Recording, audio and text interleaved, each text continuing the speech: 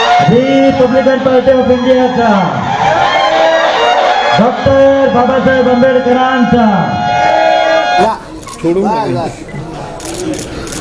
Thank you.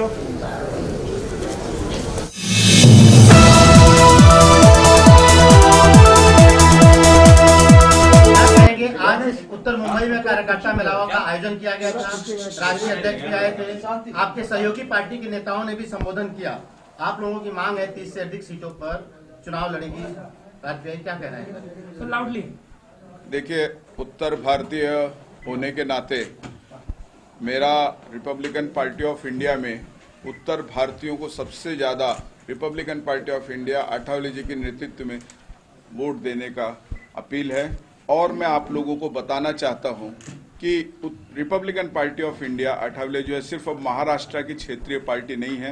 हालांकि ये 1957 में राष्ट्रीय पार्टी थी, परंतु कुछ विषय ऐसा हुआ होगा, मैं नहीं जानता क्योंकि मैं राजनीतिक आदमी नहीं हूं, परंतु अब उत्तर भारतीय में भी रिपब्लिकन पार्टी ऑफ इंडिया अपनी जड़ें जमा चुकी है और आने वाले जनवरी 7 तारीख 2022 में हम लखनऊ में विकास कॉलोनी में वहां पर बड़े मैदान में एक उत्तर भारतीयों की जनसभा ले रहे हैं और वहां भी हमारा प्रमुख योगदान होगा भारतीय जनता पार्टी को मदद करने का, सहयोग देने का।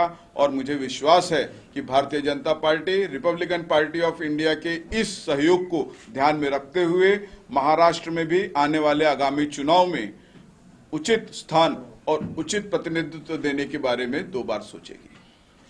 शुक्ला जी, चुनाव को लेकर इस बार क्या तैयारियां रहेगी? कितनी सीटें आप लोग ला सकते हैं? जैसा कि सर ने भी कहा कि काफी लड़ाई हम लोगों की है और ऐसे में हमारी उम्मीद है कि 30 से 40 कम से कम नगर सेवक, 10 से 15 कम से कम विधायक होना चाहिए। 2 पार्टी में एक मजबूती आ जाएगी। क्या कहेंगे, किस तैयारी रहेगी? हमने ये दृढ़ निश्चय किया है कि आने वाले महानगर पालिका में हम अपने कार्यकर्ताओं को एकजुट करेंगे, क्योंकि ये रिपब्लिकन पार्टी ऑफ इंडिया ही है कि उत्तर भारतीयों के लिए खड़ी हुई है और सिर्फ उत्तर भारतीयों के लिए नहीं खड़ी हुई है। रिपब्लिकन पार्टी ऑफ इंडिया गरीबों की पार्टी है, रिपब्लिकन पार्टी ऑफ इंडिया शोषितों की पार्टी है, रिपब्लिकन पार्टी ऑफ इंडिया पीड़ितों की पार्टी है, संविधान से वंचित लोगों की पार्टी है। और इन लोगों के सहयोग के लिए रिपब्लिकन पार्टी ऑफ इंडिया के संघर्ष नायक रामदास जी आठवले हमेशा आगे रहते हैं। और इस बार मुझे लगता है कि आम नागरिक के हृदय में ये भावना जरूर उठेगी कि रात को 1 बजे तक कार्य करने वाले संघर्ष नायक रिपब्लिकन पार्टी ऑफ इंडिया के नेतृत्व में कम से कम 25 से 26 नगर सेवक चुन के आने चाहिए। हमने भारतीय जनता पार्टी से अपनी मांग रखी हुई है कि हमें उचित प्रतिनिधित्व मिलना चाहिए। हमारे साथ हमारे मुंबई के अध्यक्ष श्री गौतम भाऊ सोनोने भी हैं और जिला अध्यक्ष कसारे साहब भी हैं, महाराष्ट्र के उपाध्यक्ष विलास तायडे जी। हमने मंथन किया हुआ है और हमारा इस बार एक ही ध्येय है कि रिपब्लिकन पार्टी ऑफ इंडिया अपना उचित स्थान लेके ही रहेगी अपने मित्र पक्ष से। सर, उत्तर भारतीय सेल का इस बार क्या भूमिका रहेगी चुनाव में? उत्तर भारतीयों की मैं आपको स्पष्ट बता दूं कि रिपब्लिकन पार्टी ऑफ इंडिया जिस पार्टी के साथ जब भी अपना सहयोग दी है उस पार्टी की सत्ता आई है, उस पार्टी को बहुमत मिला है, परंतु हमें नजरअंदाज किया जाता है। इस बार हम नजरअंदाज वाली स्थिति को अपनाएंगे नहीं।